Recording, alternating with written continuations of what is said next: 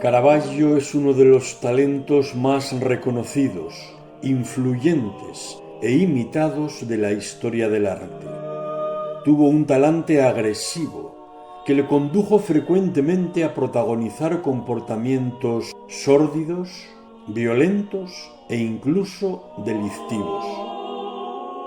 Al tiempo, su pintura fue verdaderamente genial. Caravaggio es un notorio ejemplo, como lo son otras muchas personalidades que en el mundo han sido, son y serán, de que se puede ser un desalmado al tiempo que un creador inspirado, de que se puede tener un carácter irascible y colérico y ser un genio capaz de alumbrar obras maestras. La obra, cualquier obra, no debe ser valorada y no digamos juzgada por la entidad ética o moral de quien la realiza, sino por su condición intrínseca. Puede haber casos, los hay en abundancia, de personas de comportamientos reprochables que han producido obras no sólo en el ámbito del arte de una excepcional calidad, obras que no han de merecer repulsión ni eliminación porque sus autores no se hayan mostrado ejemplares en su conducta. Michelangelo Merisi, conocido como Caravaggio, tenía un carácter provocador, pendenciero, atormentado y violento. Su vida fue tormentosa, turbulenta, bohemia, tauresca, disoluta, plagada de trifulcas y de reyertas, por lo que fue perseguido repetidas veces por la justicia, procesado e incluso condenado a muerte. Nació en Milán el 29 de septiembre, día de San Miguel, de 1571. Sus padres fueron Fermo Merisi, arquitecto, decorador y administrador del Marqués de Caravaggio, y Lucia Aratori, perteneciente a una adinerada familia natural de Caravaggio. No es de extrañar, por tanto, que en 1576, cuando el futuro pintor tenía 5 años, sus padres eligieran la cercana localidad de Caravaggio, en la lombarda provincia de Bérgamo, a poco más de 30 kilómetros de Milán, como refugio pretendiendo huir de la peste que asolaba la ciudad milanesa. Por esta razón el artista fue conocido como Caravaggio. La peste, sin embargo, causó la muerte del padre de Caravaggio en 1577, dejando viuda de 27 años y 4 hijos, Michelangelo el mayor. A principios de 1584 la familia Merisi regresó a Milán. El 6 de abril de ese 1584, cuando Caravaggio tenía 12 años, entró como aprendiz en el taller del pintor bergamasco Simone Petersano, que se reputaba como discípulo de Tiziano y con el que permaneció los acostumbrados 4 años de aprendizaje. El Milán de Caravaggio ya no era la ciudad-estado que señoreaban los Sforza, sino posesión del Imperio Español y del que era arzobispo Carlos Borromeo, prelado que tenía en gran estima a Petersano. Aunque el joven pintor no compartió el estilo tardomanierista de su maestro, sí caló en él una mezcla de la tradición pictórica del norte de Italia, en la que convivían el realismo lombardo con el sentido del color y la suavidad de la pintura de Venecia, ciudad que debió de visitar el joven Caravaggio.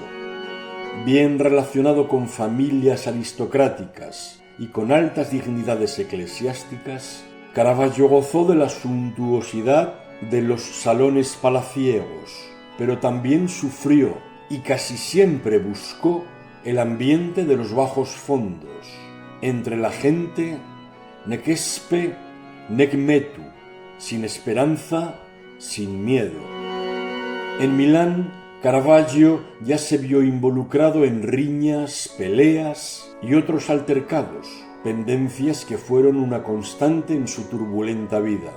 Un conocido suyo dijo de él que era una persona trabajadora, pero a la vez orgullosa, terca y siempre dispuesta a participar en una discusión o a enfrascarse en una pelea, por lo que es difícil llevarse bien con él.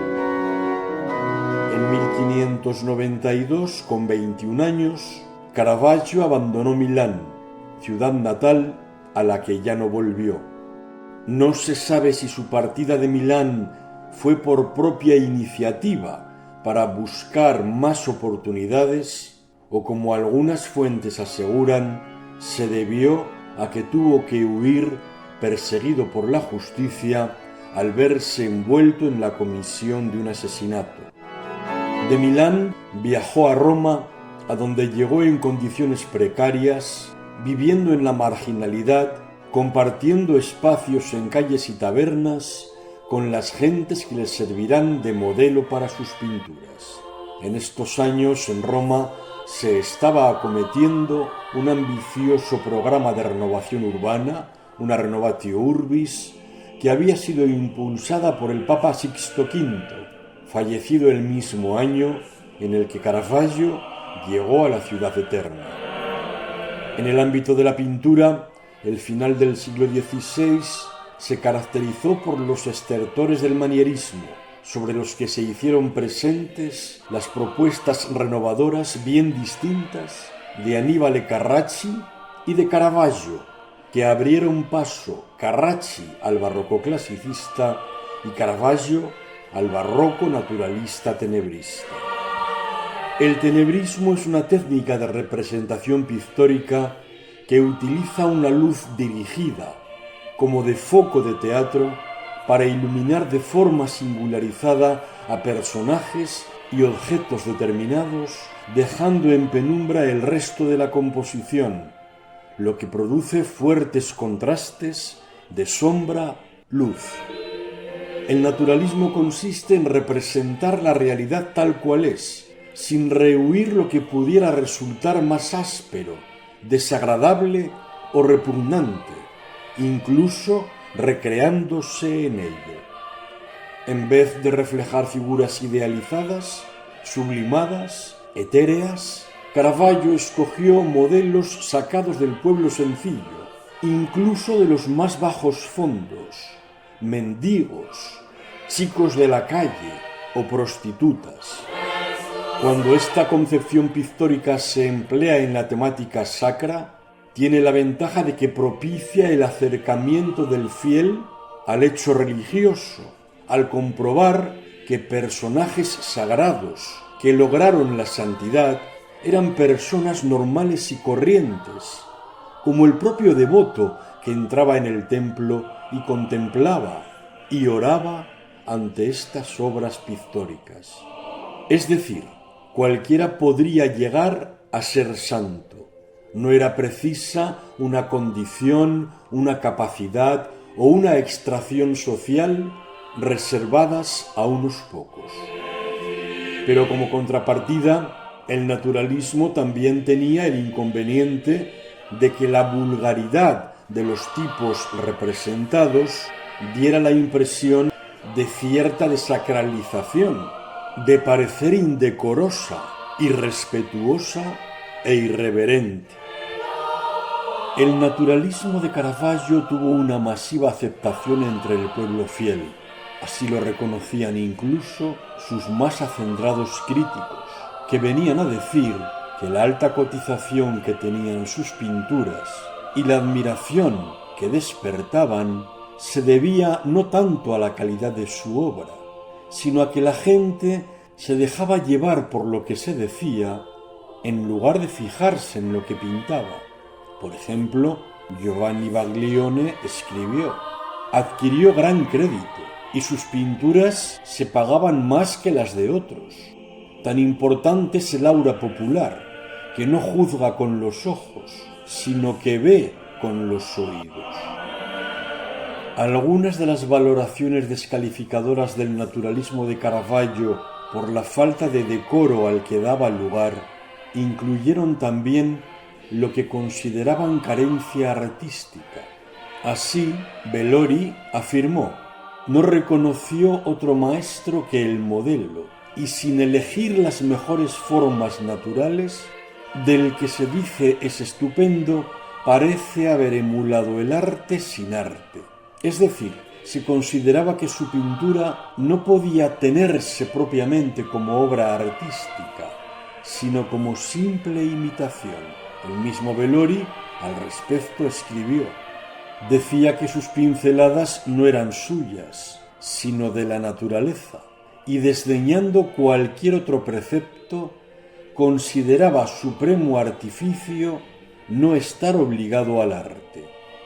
En conclusión, no había en la pintura de Caravaggio sino copia de lo que sus ojos veían, sin aportar componente intelectual alguno, sin ofrecer cualquier aditivo de artificiosidad elaborada, sin brindar la menor muestra de inspiración creadora. Entre las muchas expresiones condenatorias que la pintura de Caravaggio mereció, ninguna tan acerada y contundente como la que le dedicó el pintor y tratadista Vicente Carducho en sus Diálogos de la pintura publicados en Madrid en 1633. Caravaggio es el anticristo de la pintura. Poco después de recalar en Roma, Caravaggio comenzó a trabajar para Lorenzo Siciliano con el compromiso de pintar 3 cabezas al día. Más tarde, con Antiveduto de la Grammática, para el que pintaba partes de algunas figuras. Más relevante fue su estancia en el taller del joven pintor de cámara del Papa Clemente VIII, Giuseppe Cesari, conocido como el Caballero de Arpino, tan solo 3 años mayor que Caravaggio, con el que permaneció apenas 8 meses, desde el final de la primavera de 1593 hasta enero de 1594. Contó con el aprecio del obispo Pandolfo Pucci, atraído por las propuestas innovadoras de los jóvenes artistas que pululaban por Roma. El prelado le ofreció cobijo y protección a cambio de que copiase algún cuadro devocional que el eclesiástico remitía al convento de los capuchinos de Recanati. Después pasó a vivir con el obispo Fantino Petrignani en su palacio de la plaza de San Martinello. A pesar de contar con tan significados protectores, los primeros años en Roma debieron de ser difíciles para Caravaggio. En el taller del pintor Lorenzo Carli conoció a Mario Minniti, joven siciliano que le sirvió como modelo y que años más tarde sería su gran apoyo en Sicilia. Cuando pasaba por momentos de agobiante estrechez económica, empezó a trabar amistad con el pintor Prospero Orsi, que le conectó con algunos de los promotores de arte más activos de Roma, y con el arquitecto Honorio Longhi, un habitual de las peleas callejeras. Tuvo también tratos con el comerciante de imágenes Constantino Spata, que tenía una tienda cerca de la iglesia de San Luis de los Franceses, tienda por la que pasaba regularmente el cardenal Francesco Maria del Monte, que fue el principal mecenas de Caravaggio. En Roma, Caravaggio frecuentó los bajos fondos. En la ciudad papal era reconocido, además de como pintor, por ser asiduo de las tabernas y locales de mala reputación, por callejear y también por tener en su taller un grupo de jóvenes conocidos como los limpiapinceles, a los que no solo enseñaba los rudimentos pictóricos, sino que también, según rumores muy extendidos, al parecer con fundamento, ejercitaba con ellos las artes amatorias.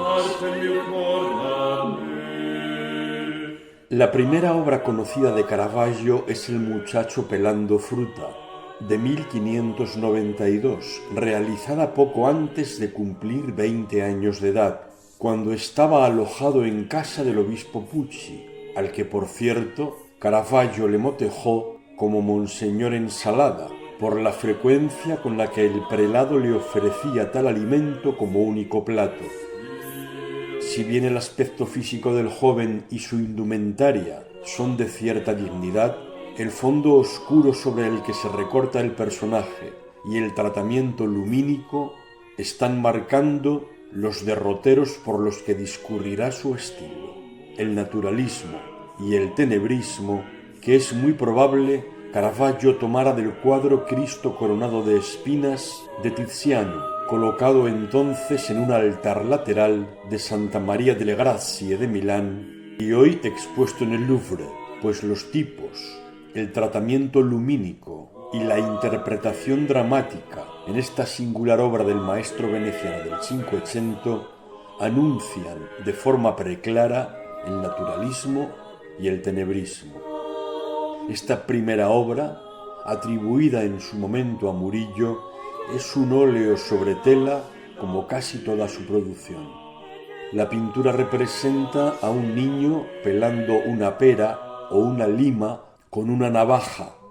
El significado del cuadro, además de una simple escena de la vida cotidiana, puede ser una alegoría del gusto y encerrar una intención moralizante, pues el chico elige la fruta amarga en vez de las dulces que tiene sobre la mesa. Estando en el taller de Cesari, Caravaggio pintó en 1593 El muchacho con un cesto de frutas y El Baco enfermo. Estas pinturas denotan el pozo de su formación manierista con cierta tendencia a las contorsiones de las figuras. El apuesto muchacho con un cesto de frutas es un retrato del amigo de Caravaggio, el siciliano Mario Minniti, que tenía 16 años, Caravaggio 21. 3 años después, en 1596, Caravaggio pintará un solitario cesto de frutas con un notable parecido al que porta el muchacho de esta pintura. El joven, de rasgos andróginos, tiene una actitud sensual y provocadora, la cabeza ligeramente inclinada hacia atrás, con carrillos sonrojados, mirando al espectador con negros ojos vivos y penetrantes y boca entreabierta. El cesto y su contenido están tratados de forma colorista con un detallismo primoroso, con el aterciopelado del melocotón, el brillo de las manzanas, los cromatismos de las uvas y también las manchas oscuras y el marchitado de las hojas, alegoría de la caducidad de la vida. Esta pintura puede interpretarse igualmente como una simple obra de género, a modo de excusa con la que el joven artista pudiera demostrar su habilidad y su talento en búsqueda de una generosa clientela. Hay quien se afana en encontrar significados recurriendo a ciertas semejanzas representativas con el cantar de los cantares. En la cabeza de mi amado refulgen rizos negrísimos. Sus ojos brillan como palomas recién bañadas en leche. Sus mejillas son un jardín aromático y sus labios son rosados. Todo él es deseable. De ese mismo año 1593 es El Baco enfermo, o más bien Baquito enfermito, Baquino malato. Se trata de un joven sonriente, musculoso y atractivo, pero de ojos hundidos, melancólicos y sombríos, piel amarillenta y labios descoloridos. Parece ser un autorretrato que refleja el aspecto del pintor con las secuelas del paludismo, enfermedad por la que estuvo ingresado 6 meses en el hospital de la iglesia de Santa María de la Consolación. Según otras versiones, el ingreso hospitalario se debió a una coz que le infligió un caballo. En su estancia convaleciente hay quien supone que pintó algún cuadro para el prior del hospital, Luciano Bianchi. Sobre una mesa grisácea aparece una somera naturaleza muerta compuesta por un racimo de uvas negras de piel brillante y 2 melocotones duraznos con unas hojas, a modo de vanitas, que recuerda la fragilidad y el deterioro de la materia por el paso del tiempo. El joven Baco, tocado con una corona de hojas de hiedra, muestra buena parte de su espalda y el brazo derecho, que flexiona sosteniendo un racimo de uvas. Su figura está iluminada de manera dramática, contrastando con el fondo oscuro. El dios del vino está representado en situación de debilidad y vulnerabilidad, según algunas interpretaciones, metáfora de la caída del hombre ante el vicio y la depravación, pues Baco, encarnación de la embriaguez y del exceso, es castigado por los dioses, por lo que el cuadro sería una exhortación a la moderación y a la frugalidad. En enero de 1594, con 22 años, Caravaggio abandonó el taller de Giuseppe Cesari. Tras conocer las obras que había ejecutado en estos años de la última década del siglo XVI, el cardenal Francesco Maria del Monte puso sus ojos en el joven pintor, adquirió algunas obras y en 1595 le acogió bajo su protección, alojándose en su palacio Madama entre 1597 y 1601. Las primeras obras conocidas que realizó tras dejar el taller de Cesari son La Buenaventura y Los jugadores de cartas, ambas en cargo del cardenal del Monte y que tienen el propósito de alertar a los ingenuos sobre los peligros que les acechan. De La Buenaventura, que es también su primera pintura en la que da cabida a más de un personaje, existen dos versiones, realizadas en 1594 y 1595. En el cuadro, un joven, retrato de Mario Minniti, es engañado por una niña gitana que le lee la palma de la mano, lo que aprovecha la despierta y hábil gitana para robarle el anillo.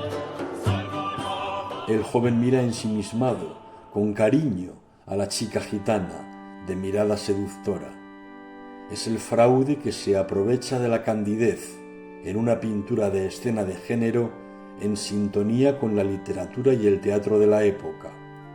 La obra parece alertar a los jóvenes confiados de que no pueden caer en la trampa de la seducción que pretende aprovecharse de su buena fe. En Los jugadores de cartas, pintada en 1594, Caravaggio capta el momento en el que un joven e ingenuo taur, de buena familia, cae en la trampa que le tienden los otros dos pícaros jugadores. El propósito del cuadro es advertir que la astucia y la maldad triunfan sobre la inocencia y la nobleza de corazón. El cardenal del Monte le encargó otras pinturas como Los músicos, Joven tocando el laúd, Joven mordido por una lagartija y Baco. Los músicos son tres jóvenes vestidos a la usanza clásica y un cuarto con indumentaria propia de Cupido, que extiende la mano a un racimo de uvas, porque desde la antigüedad la música se ha asociado con el vino y con el amor. El joven de la derecha con el rostro vuelto al espectador se tiene por autorretrato de Caravaggio. La figura central que está afinando el laúd puede ser un retrato de Mario Minniti.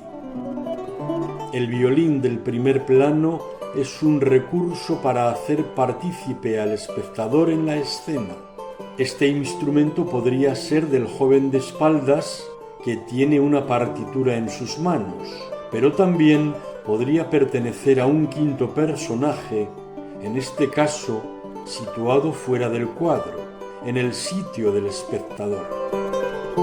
Caravaggio pintó varios cuadros en los que aparece un joven tocando el laúd. Algunos identifican al joven tañedor con Apolo. Pasó por ser una joven, pero se trata de un muchacho de rasgos andróginos, como era frecuente en los tipos caravallescos, encarnando así la perfección, lo mejor de cada uno de los sexos, como resultado de la unión de los contrarios, de lo femenino y de lo masculino, de indudable pozo neoplatónico. Hay expertos que identifican al tañedor con el afamado cantor Pedro Montoya, un joven castrato español que, como el pintor, era huésped del Cardenal del Monte y oficiaba de chantre en la Capilla Sixtina. El joven músico mira fijamente al espectador mientras toca el laúd dispuesto en un acentuado escorzo.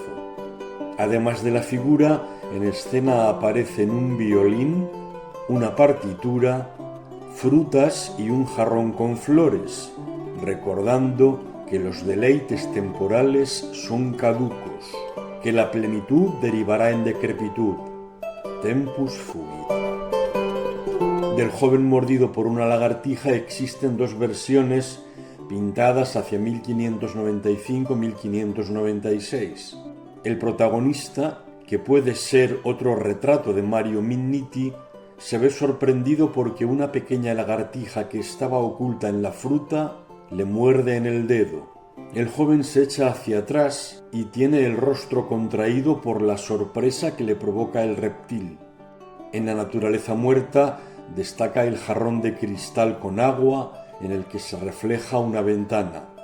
El simbolismo sexual que se ha atribuido al cuadro se basa en el hombro desnudo y en la rosa de la oreja, que aluden a la vanidad y al deleite que provoca ser visto y admirado, en las cerezas, que representan el deseo sexual, en el gesto del tercer dedo, que tenía entonces el mismo significado que tiene hoy, y en el lagarto, que alude al pene. No obstante, según las versiones más acreditadas, lo que transmite esta pintura es una advertencia sobre las situaciones inesperadas y los peligros ocultos que acechan la vida. Hay quien dice que Caravaggio pintó el cuadro tras una ruptura amorosa, por lo que quiso expresar el dolor que puede seguir al amor. La rosa blanca y en su lozanía que lleva el joven en la oreja alude a la juventud, en contraste con la rosa rosada del jarrón, marchita y con los pétalos lacios a punto de caer, que es una referencia a la decadencia de la vejez. Las frutas evocan los placeres de la vida, apetecibles, aunque perecederos. Según esta interpretación, esta obra es un ejemplo más de pintura de vanitas que recuerda la frágil y efímera condición de la vida humana, expuesta a situaciones sorpresivas que pueden alterarla negativamente y acelerar su final. El mensaje sintético puede ser una admonición a no apegarse a los bienes terrenales, pues en ellos no está la felicidad verdadera. Baco es una pintura de 1596-1597 que, según algunas versiones, encargó a Caravaggio el Cardenal del Monte como regalo de boda para el gran duque de Toscana, Ferdinando I de Medici, desposado con Cristina de Lorena. Se representa en esta obra al joven dios con cierto toque afeminado y el rostro sonrojado por la ebriedad, reclinado a la manera clásica sobre un colchón tapado con una sábana, con hojas de parra y uvas como tocado, con la mano derecha cogiendo el cordel de la toga que parcialmente cubre su cuerpo y portando con la izquierda una fina y elegante copa de vino que con el brazo en escorzo parece ofrecer al espectador al que dirige su mirada. Sobre la mesa de piedra se dispone un bodegón formado por un cuenco de fruta y una jarra de cristal con vino, en la que, como en la copa, Caravaggio muestra su maestría en las transparencias. Incluso fue capaz de autorretratarse dentro del vino. Baco está tratado carente de toda idealización. Como en la mayoría de sus pinturas, Caravaggio no representa un paisaje de fondo con el propósito de destacar las figuras y los objetos. Algunos expertos interpretan este Baco bajo el prisma de las metamorfosis poéticas del tema sagrado, de tal forma que la indefinición sexual de Baco significaría la simbiosis de los contrarios que posibilitan la armonía propia de lo divino, de nuevo con evocaciones claramente neoplatónicas. Algunas hipótesis consideran que la figura de Baco es un autorretrato de Caravaggio. Baco, Dios muerto y resucitado, aludiría a la venida y al sacrificio de Cristo, que ofrece el cáliz de la salvación de la misma forma en la que Baco ofrece el cáliz en esta pintura, en un intento, al modo renacentista, de armonizar y conciliar la mitología clásica con la doctrina cristiana. En cualquier caso, una vez más, Caravaggio previene a modo de pintura de vanitas sobre una verdad palmaria y evidente, in vino veritas, lo efímero de los placeres del mundo y la caducidad de la vida. El mismo mensaje ofrece el cesto con frutas, pintado probablemente en 1596 para el cardenal arzobispo de Milán, Federico Borromeo, primo de Carlos, entusiasta coleccionista de bodegones. Se trata de un cesto de mimbre colocado sobre una mesa o al borde de un alféizar que contiene frutas de verano, manzanas, peras, higos, membrillos y uvas, algunas deterioradas por estar pasadas, agusanadas o atacadas por los insectos. El cesto es parecido al que sujeta el joven que pintó en 1593. Caravaggio plasmó aquí lo que tenía a la vista, pero desde el punto de vista simbólico, los bodegones se han interpretado como alegorías sobre la contingencia de los bienes materiales, sobre la fugacidad de la vida y lo efímero de la existencia, asunto recurrente en muchas de las creaciones del artista. En estos años, Caravaggio recibió también encargos para cuadros de temática religiosa en el contexto del impulso de la Contrarreforma trentina. Es en este momento cuando abandonó la pintura de temática aparentemente profana para centrarse de forma casi exclusiva en la de tipo explícitamente religioso. La primera obra religiosa que Caravaggio pintó fue San Francisco de Asís en éxtasis, de 1595, otro encargo del cardenal del Monte, quien, según opinión de algunos estudiosos, fue retratado en el rostro del santo. San Francisco se desvanece en los brazos de un ángel que mira con dulzura arrobada el languideciente rostro del santo, apuntando a la humanización de lo sagrado que se acentuará en la mayor parte de las pinturas de temática religiosa. Tiempo después, en 1597, también para el cardenal del Monte, pintó la Magdalena penitente, en la que la antaño pecadora está representada con aflicción, sentada en un reclinatorio, desprendiéndose de sus joyas esparcidas a su alrededor. El rostro de la Magdalena, que puede ser el de la cortesana Anna Bianchini, es el mismo de la Virgen del descanso de la huida a Egipto. El descanso en la huida a Egipto, de 1597, es una de las pocas obras con fondo de naturaleza, impregnada de una suavidad y delicadeza que evocan la pintura veneciana, poco frecuentes en el estilo adusto de Caravaggio. Mientras un joven ángel, parcialmente cubierto con una serpentinata sábana, toca el violín siguiendo una partitura sujetada por San José, encandilado por los dulces sones, el niño duerme plácidamente en los brazos de la Virgen.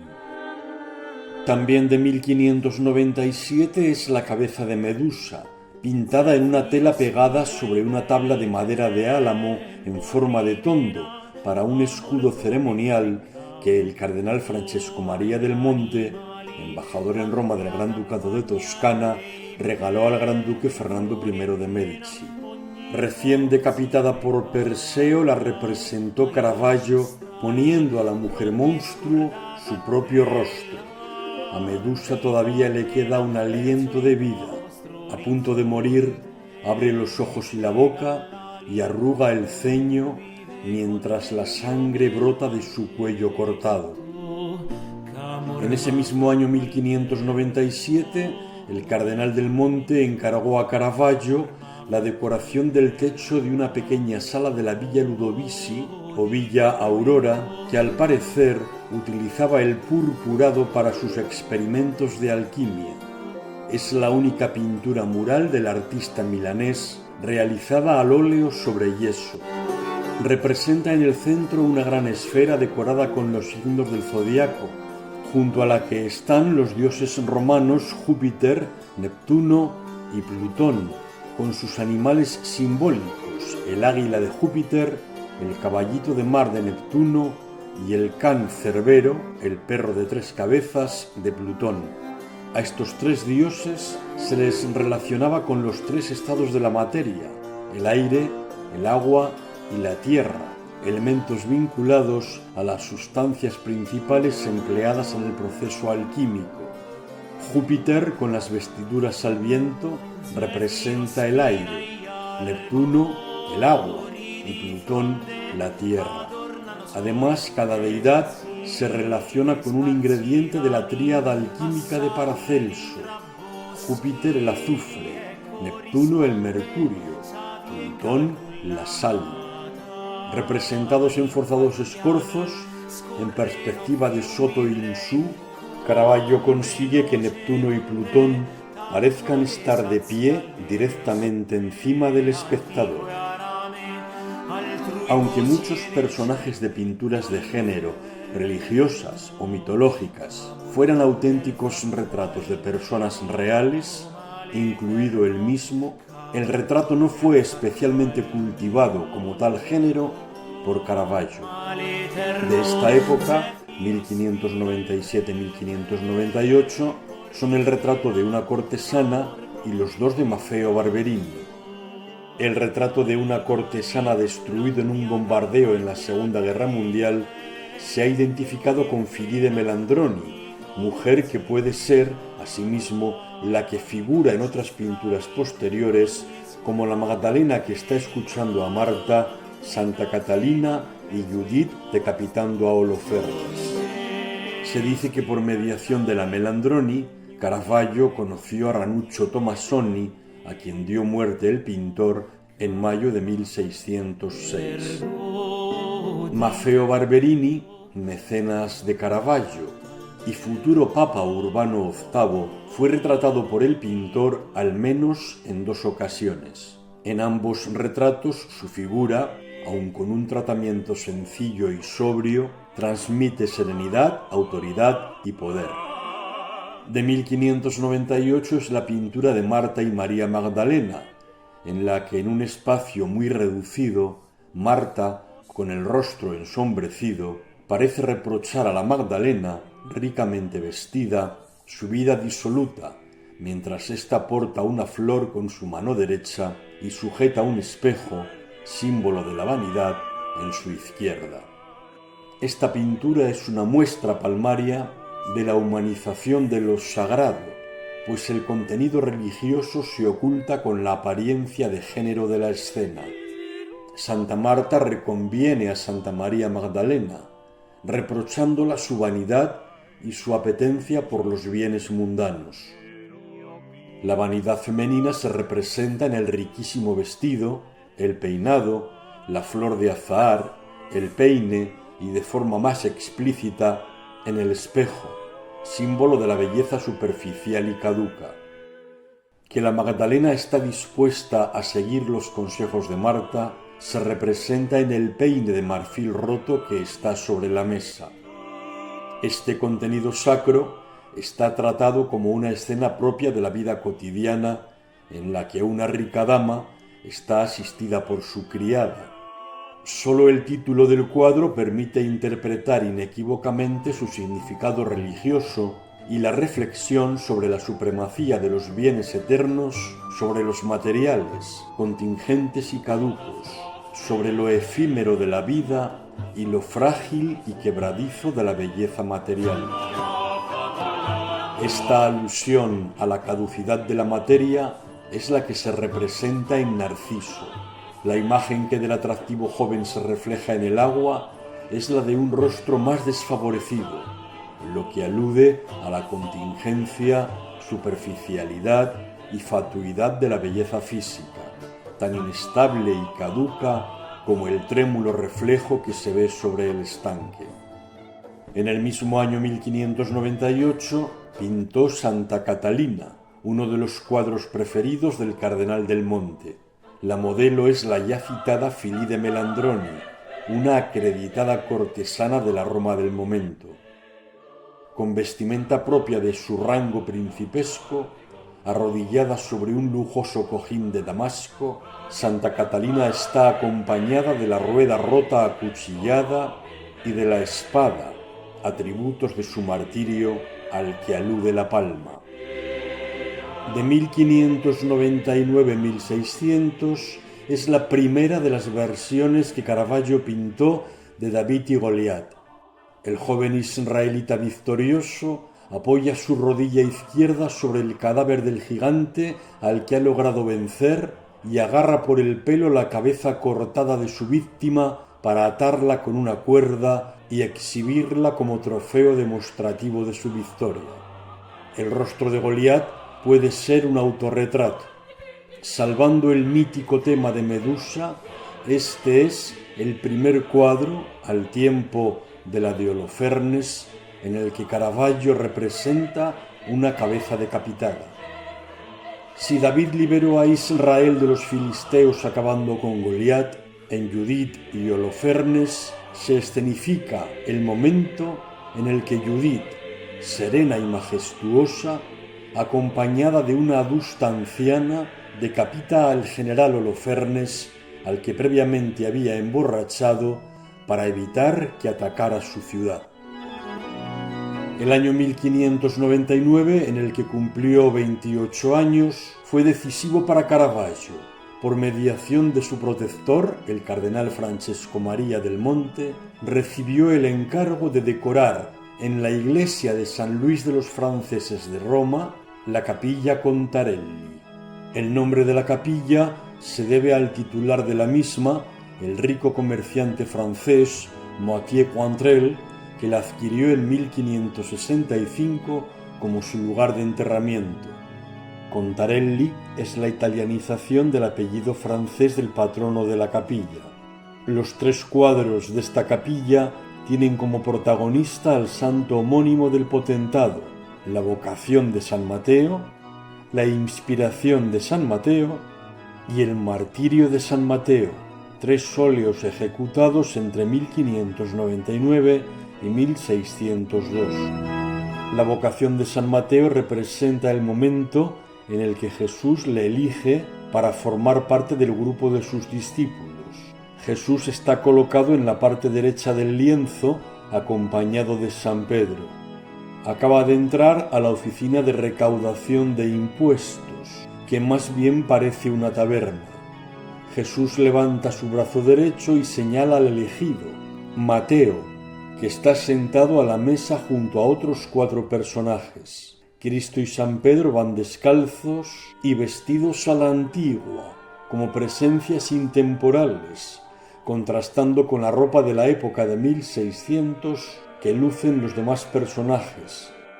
Con ello Caravaggio lleva a su tiempo un mensaje evangélico. Realiza una interacción temporal de pasado y presente. Mateo se echa para atrás, mira a Jesús y se señala con el dedo, extrañado, dudando que sea él a quien busca. Es una mirada sorpresiva, pero también seducida, abierta a la respuesta positiva a la llamada. De los 2 jóvenes que dirigen su mirada en la misma dirección que San Mateo, el de espaldas mira al dedo de San Pedro, y el que está acodado sobre el hombro de San Mateo parece perder la mirada a lo lejos, más allá de Jesús. El sentado de espaldas parece presto a defenderse, echando mano a la espada que luce a la izquierda de su cintura.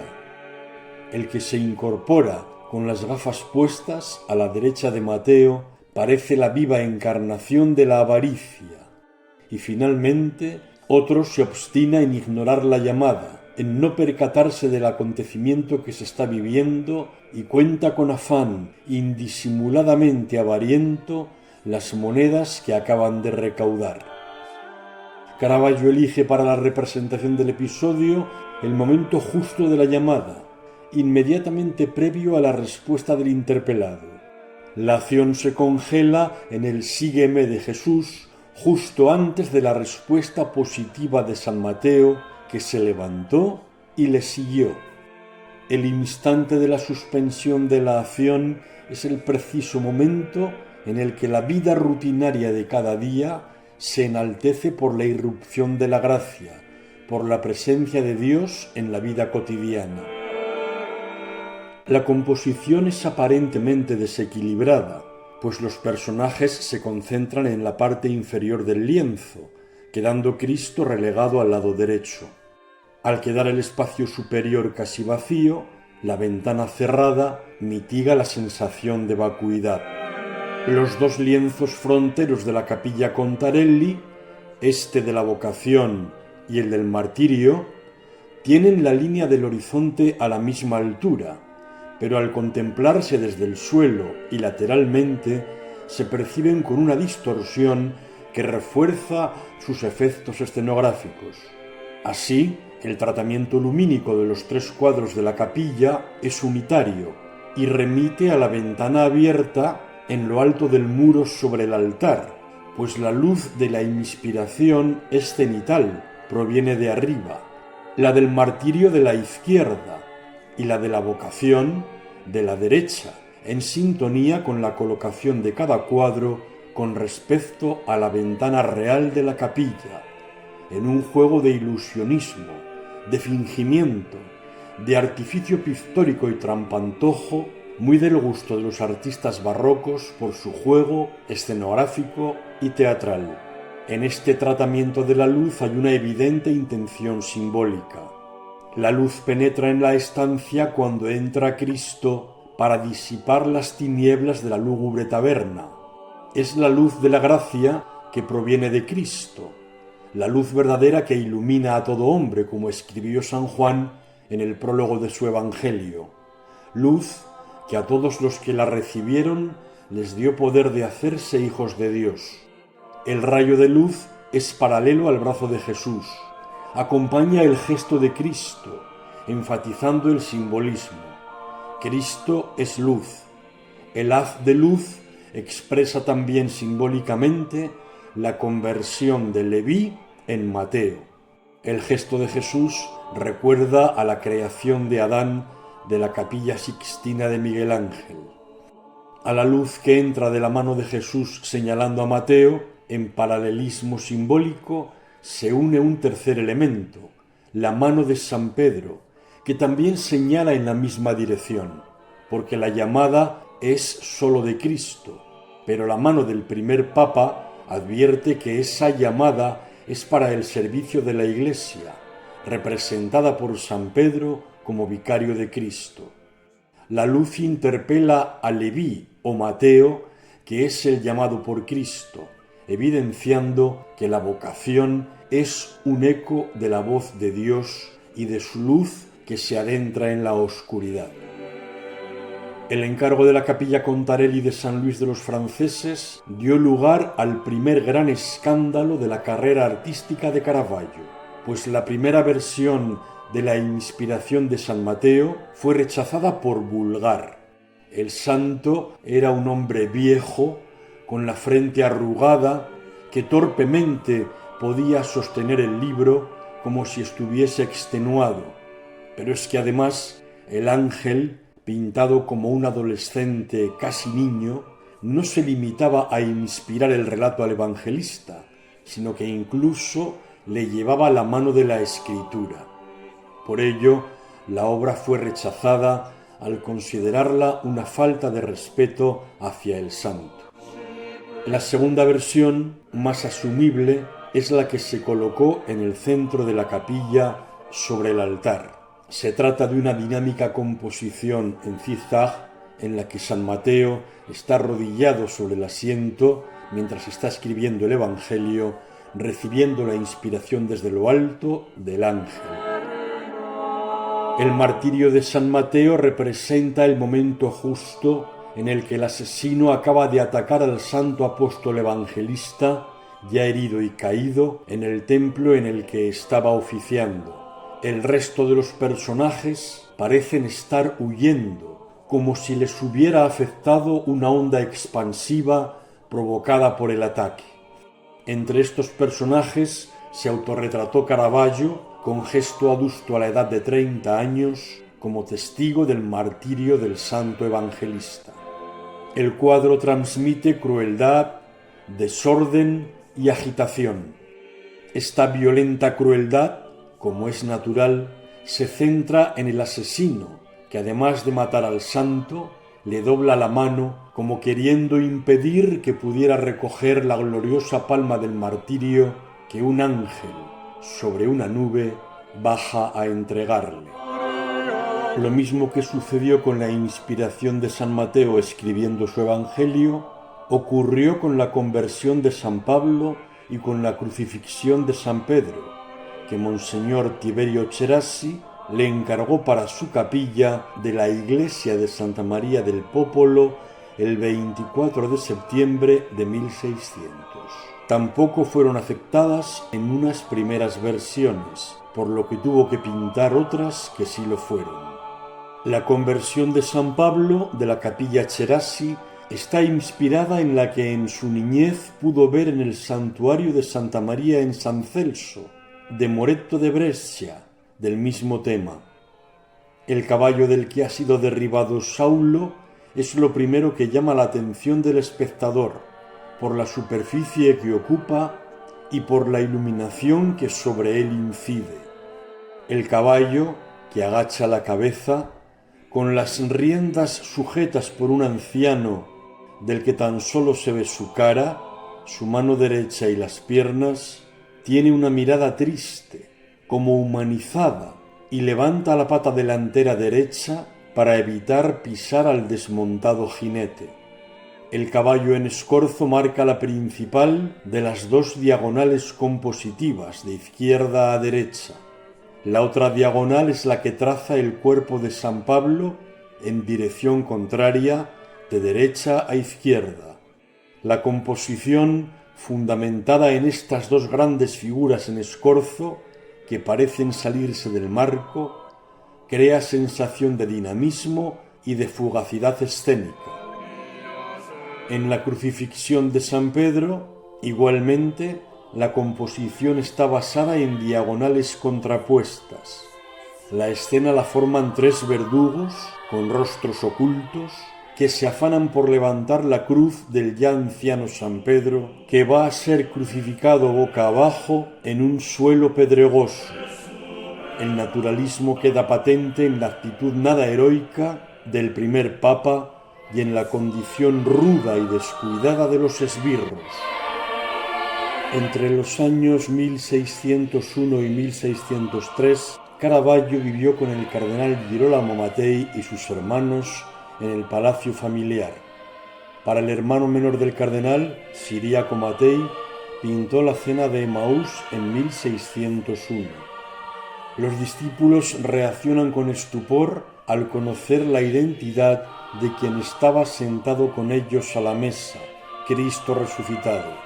El discípulo de la izquierda se va a levantar de la silla y para ello flexiona sus brazos para apoyarse en los del asiento. El otro, Santiago, con indumentaria de peregrino con la concha sobre el pecho, estira los brazos en una actitud gestual que evoca la cruz y marca un acusado escorzo como el del brazo derecho de Cristo, gestos que dan profundidad espacial. El cuarto personaje es un posadero, testigo de la escena, pero ajeno al fondo de lo que se está viviendo. de 1602 son los cuadros que representan a dos jóvenes desnudos, San Juan Bautista con un cordero y el amor victorioso. Caravaggio pintó varias obras representando a San Juan Bautista, especialmente en edad adolescente. San Juan Bautista con un cordero, otro encargo de Ciriaco Mattei, muestra a un jovenzuelo, retrato de su joven amigo llamado Checo, diminutivo de Francesco, posiblemente Francesco Boneri, que era conocido como Checo del Caravaggio. El joven Bautista tiene mirada provocativa y está en posición lasciva, claramente inspirada en algunos de los ignudi que Miguel Ángel había pintado en la bóveda de la Capilla Sixtina. El joven está abrazando no a un cordero, el Agnus Dei, sino a un carnero de ostensible retorcida cornamenta. El amor victorioso es una de las escasas pinturas de este periodo que no representa un tema religioso. Fue pintada para Vincenzo Giustiniani, amigo del cardenal del Monte. El modelo fue también Checo. La obra muestra a un Cupido desnudo con su arco y sus flechas, pisoteando los símbolos de las artes, las ciencias y el gobierno. Otras obras de temática religiosa Caravaggio pintó en estos años iniciales del siglo XVII. En La incredulidad de Santo Tomás, otro encargo de Giustiniani, Jesús guía la mano del empirista apóstol para que, metiendo su dedo en la llaga del costado, se convenza de que es Cristo resucitado a quien tiene delante, ante la mirada curiosa de los otros dos discípulos. En el prendimiento de Cristo, Judas besa al Maestro, al tiempo que San Juan huye de la escena por la izquierda mientras ondea su capa y los soldados entran por la derecha. Cristo, pálido y sobrecogido, se deja abrazar por un Judas inquietante. Las luces tienen un origen confuso y sirven para resaltar los gestos de los personajes de las tinieblas que envuelven la escena.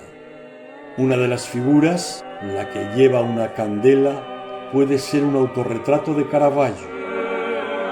El entierro de Cristo, encargo de Girolamo Beatrice, recoge el momento justo en el que el Mesías es depositado en su tumba, con los personajes ubicados sobre una losa dispuesta en ángulo, lo que acentúa la perspectiva de la composición basada en una diagonal ascendente que compacta las figuras, dejando el ángulo superior izquierdo vacío.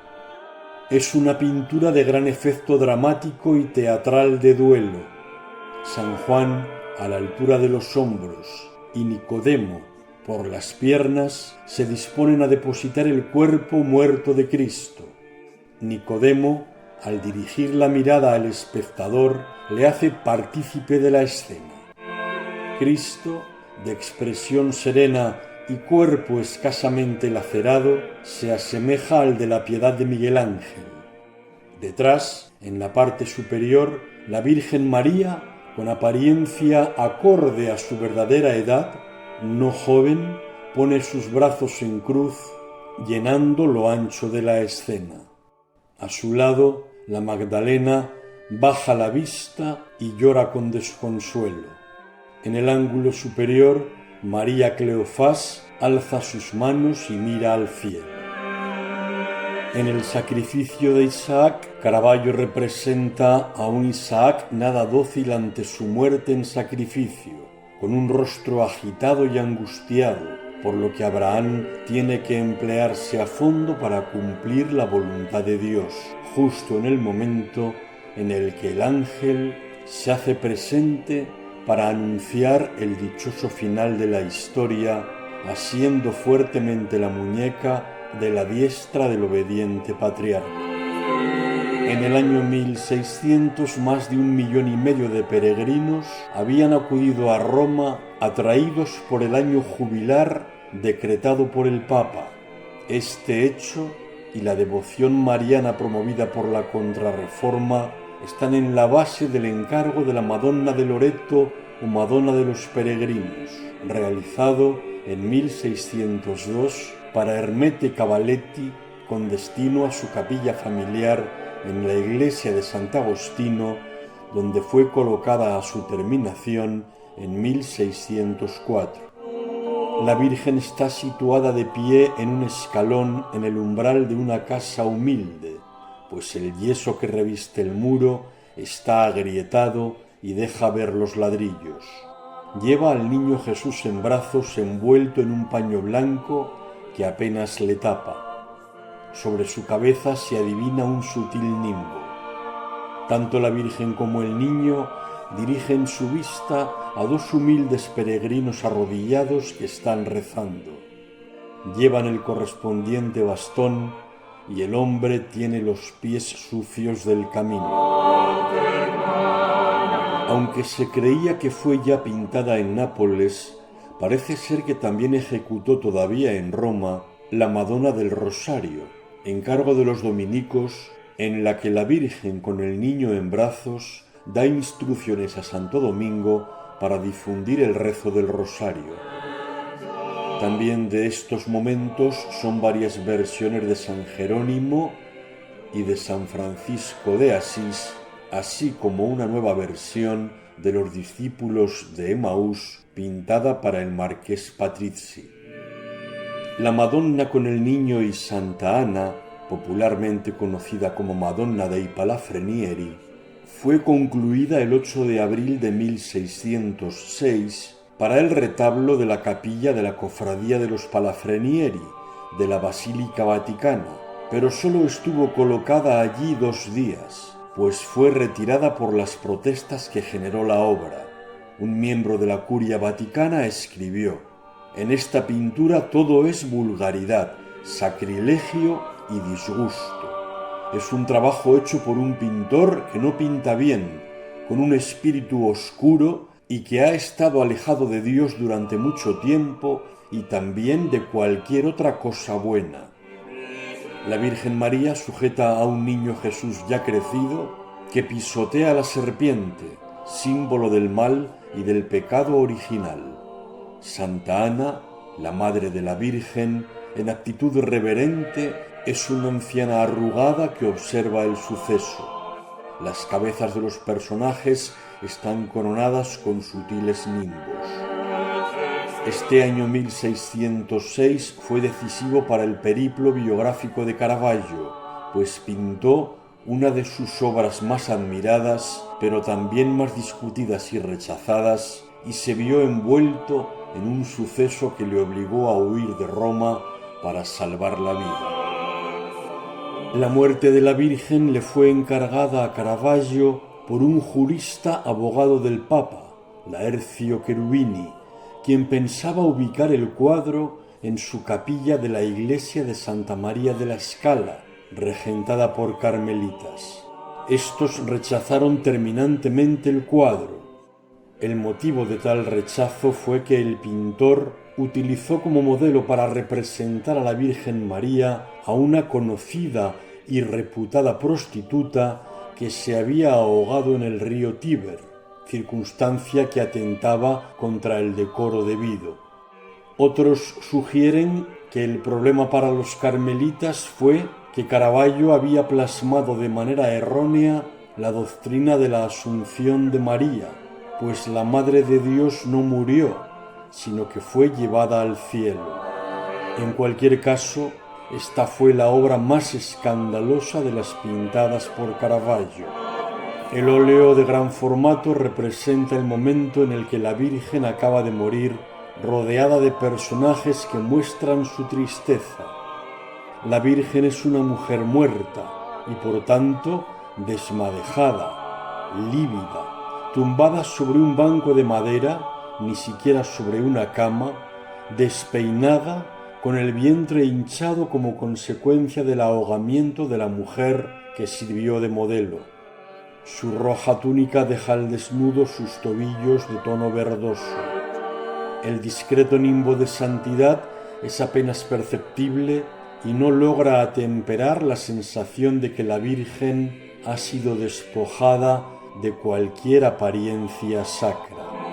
Alrededor de la extinta Virgen María, los apóstoles se agrupan en corrillos informales, llorando y comentando la muerte de la Madre de Cristo.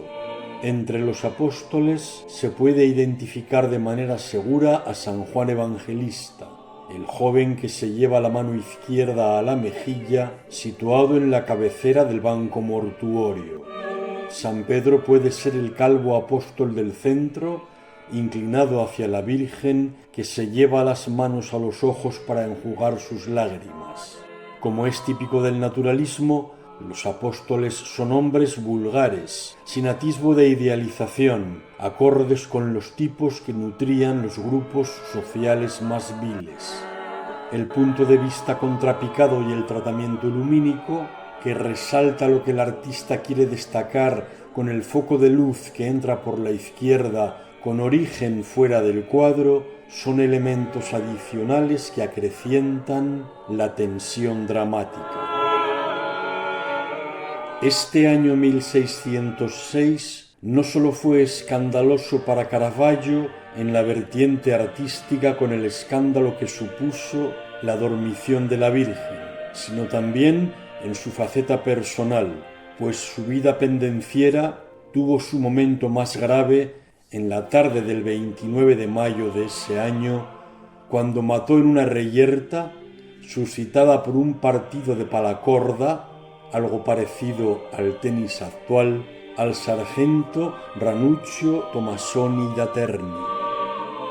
En esta ocasión la protección de sus mentores no pudo evitar la condena judicial, por lo que para salvarse de la acción de la justicia se puso bajo la protección de la familia Colonna y huyó primero a Zagarollo y Paliano como escalas para asentarse en Nápoles, donde permaneció entre octubre de 1606 y julio de 1607. Procesado en rebeldía, fue condenado a muerte por decapitación, concediéndose licencia para que en el territorio de los estados pontificios cualquiera pudiera matar al pintor y exponer su cabeza decapitada como prueba fehaciente de que se había hecho justicia. La posibilidad de acabar bajo el hacha del verdugo no es de extrañar que le tuviera inquieto y atormentado, aunque ya antes de esta condena había pintado cabezas degolladas. Las que representó a partir de la sentencia se interpretan bajo el prisma de esta obsesión. En Nápoles, como Milán integrado en el Imperio español, el virrey Juan Alonso de Pimentel, octavo conde de Benavente, tuvo conocimiento de la estancia de Caravaggio y, admirador de su pintura, le dispensó su favor. En Nápoles pintó, entre otras obras, la Flagelación de Cristo para la iglesia de San Domenico Maggiore, por encargo de la familia Franco, el Martirio de San Andrés para el propio virrey y una nueva versión de David con la cabeza de Goliat, todas de 1607.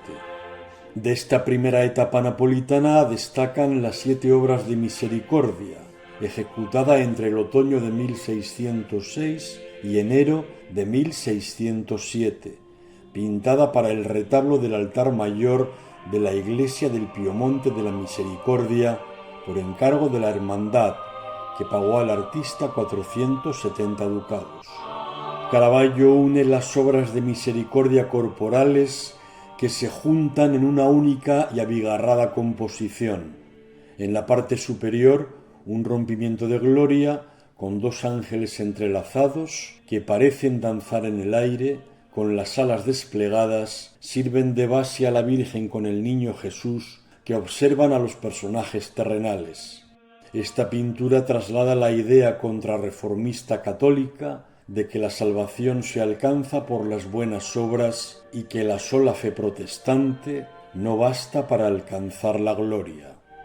Envuelto en una nueva trifulca, Caravaggio tuvo que huir de Nápoles en julio de 1607 y viajó a Malta, probablemente a instancias de Alof de Wynyackurt, gran maestre de los caballeros de la Orden de Malta.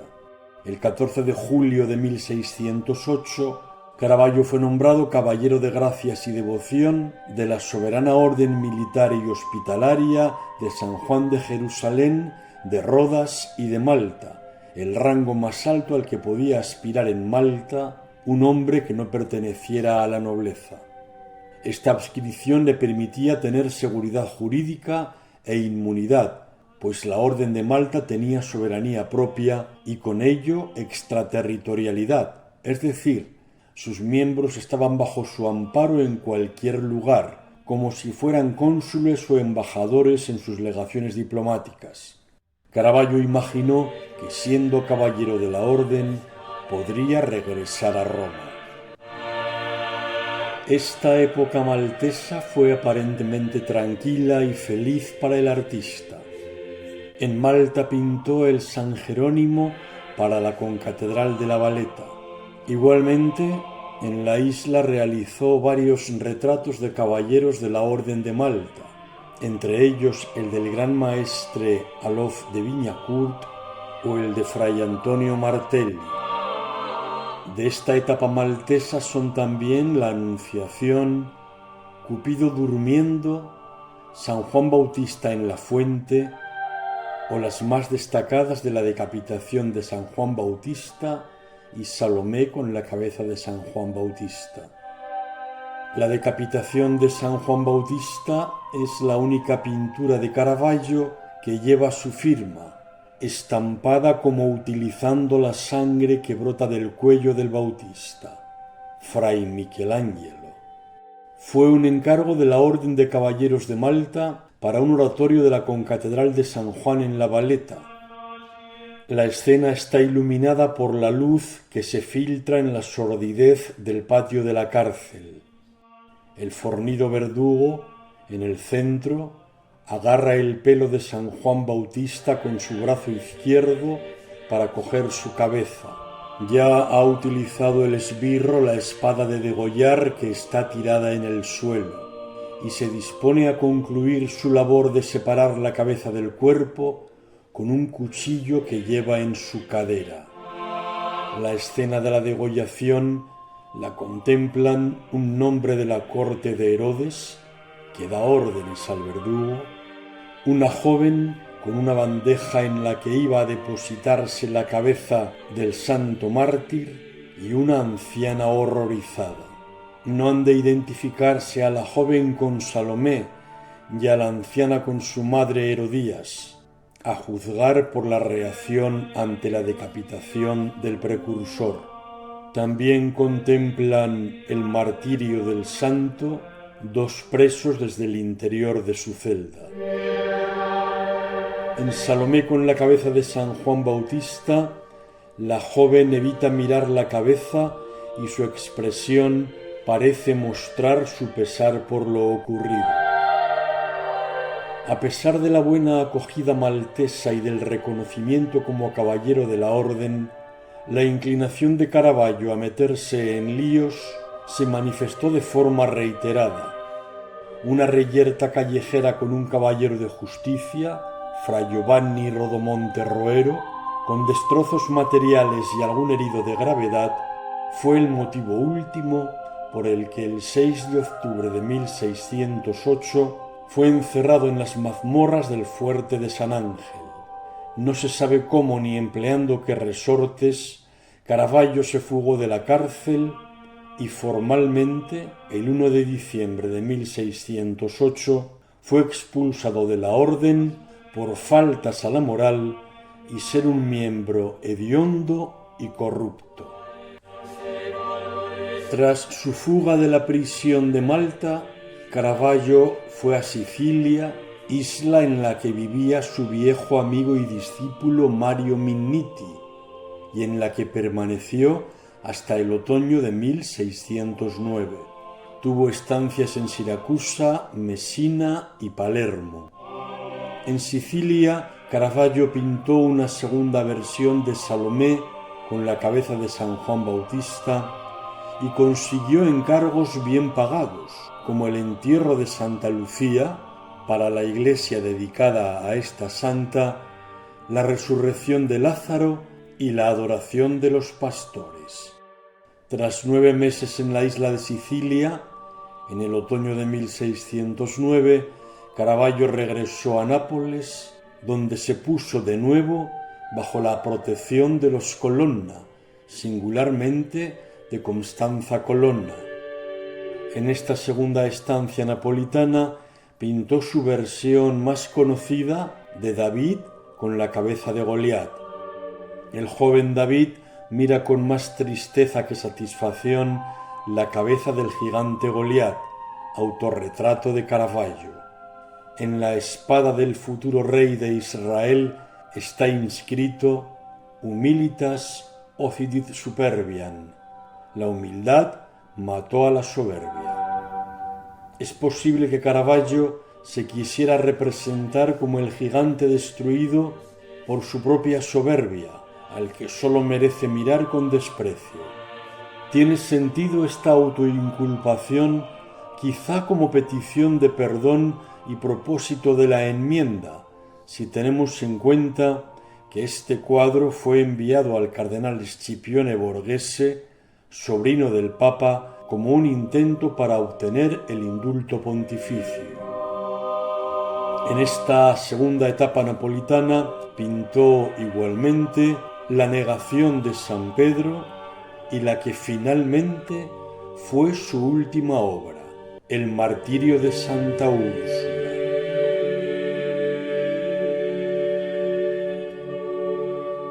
A pesar de la protección de Colonna, en esta segunda estancia en Nápoles, Caravaggio se sentía con razón en peligro, porque seguía siendo proclive a inmiscuirse en riñas y peleas. Confiado por el indulto que del Papa Pablo V esperaba por su delito romano, Caravaggio, siempre impaciente, decidió volver a Roma. En el verano de 1610 tomó un barco rumbo a Roma, incluyendo en su equipaje varias pinturas que esperaba ofrecer al cardenal Borghese en agradecimiento por gestionar su indulto ante su tío, el Papa Paulo V.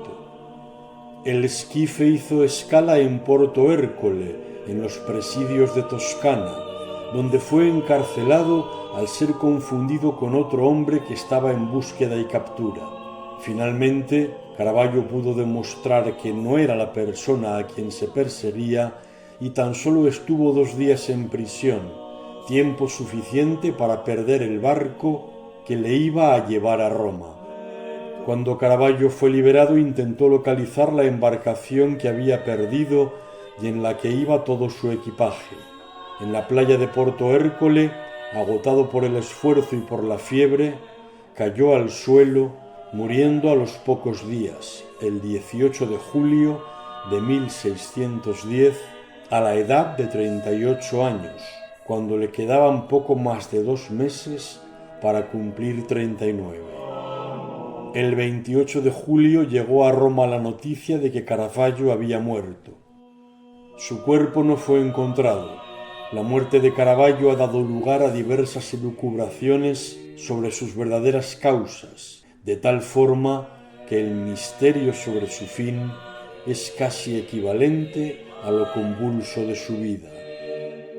En 2010 fueron descubiertos en un cementerio de Porto Ercole los restos de un hombre fallecido a principios del siglo XVII que podrían corresponder a Caravaggio. Caravaggio fue un pintor innovador, de gran personalidad creativa, radical y contundente en sus propuestas pictóricas. El agudo tenebrismo y el vehemente naturalismo de su pintura ejercieron una decisiva influencia durante el siglo XVII, sentando las bases estéticas de una corriente primordial de la pintura barroca.